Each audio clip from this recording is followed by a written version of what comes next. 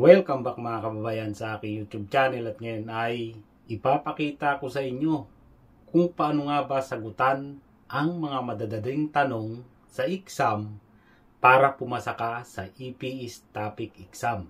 Inuulit ko, hindi ako magaling pagdating sa Korean language. Ang pagbabasihan ko lang ay kung ano lang yung nalalaman ko pagdating sa Korean language.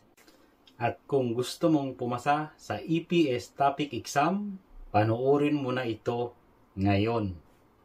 Okay, nandito na tayo mga kabayan.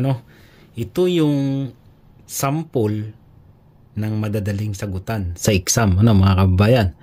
Pero kung ikaw ay konti pa lang alam mong Korean language vocabulary, ay maaaring mahirapan ka dito. Pero kung ikaw naman ay marami nang alam na Korean language vocabulary, ay simpleng-simple na lang to. Madali na lang sagutan to. Okay.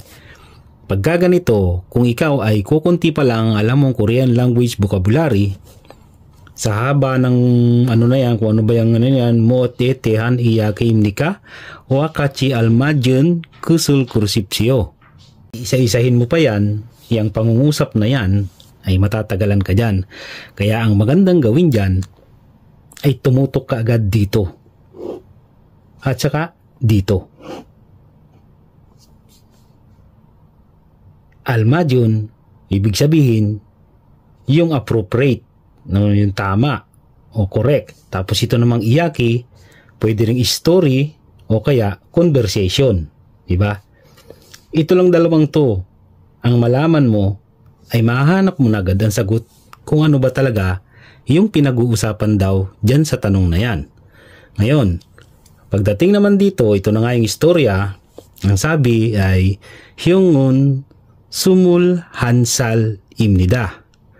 Tapos sinuna naman daw nunanun sumul sesal imnida. Si Hyung daw ay 21 years old.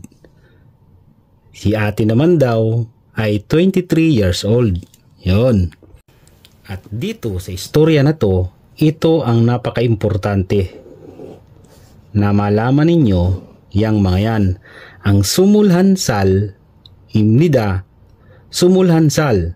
Ibig sabihin yan, ito ay pure Korean number mga kabayan. Pure Korean number yan. Yan ginagamit sa edad. Tapos ito naman, pure Korean number din to. Pareho lang yan. Tapos itong sal, yung sal na yan, ay counting units yan ng edad. Yan, sal.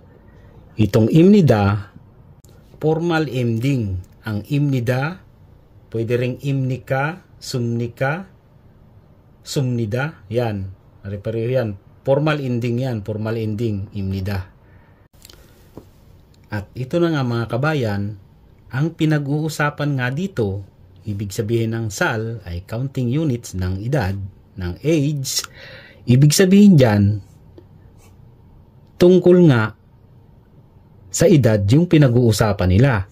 Si kuya daw ay 21 years old at si ate naman daw ay 23 years old.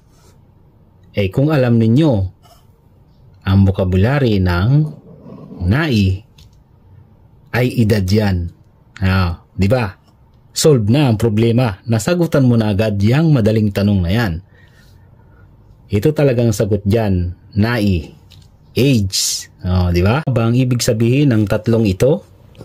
Nalja. Ibig sabihin nalja ay date. Date. Ibig sabihin ng irom ay name. Tapos ang ibig sabihin ng sigan ay oras, hour, oras. Ayan, kung ano ba nga ba talaga lahat yan, mga sinasabi dyan, vocabs. Try ko, muot, what, particle, in o at, ganyan, tehan, about, story, iyaki, imnika, story o conversation, story na lang. Tapos wa ay end, catchy, together, tapos almajon, appropriate o right, correct, ting, kusol, please choose, crucipsio. Tapos itong vocabs naman ito ay hyong. Ibig sabihin ay hyong ay si kuya, older brother, kuya na lang, kuya. Hyong. Ang un, mapapansin nyo mga bayan, ang un na particle, pag nagtatapos sa consonant, yung huli na letra, ang gagamitin ninyo ay un. Tapos dito, makikita ninyo, nagtatapos yung huling letra niya ay sa vowel, kaya ang ginamit ay nun. Yun, ganun. Particle un, yan, sumulhansal, imnida, 21 years old daw siya.